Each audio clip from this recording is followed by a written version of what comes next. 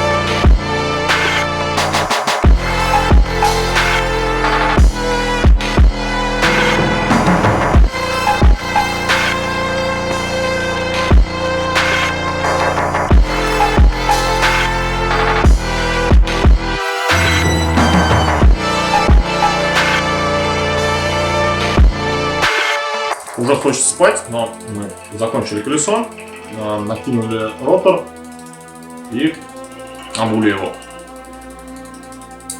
Осталось установку тормоза и катать.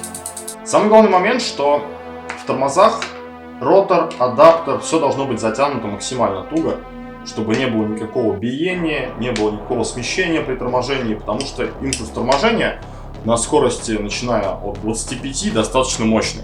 Чтобы у вас ничего не сорвало, нигде ничего не гудело, не срывало, чтобы у вас не порвало колодки, роторы или еще что-то, нужно затягивать все очень хорошо. Пытаемся попасть ротором в тормоз между колодок и наживляем винты. Нам их не надо затягивать. Нам нужно просто закрепить гидролинию, лучше потуже.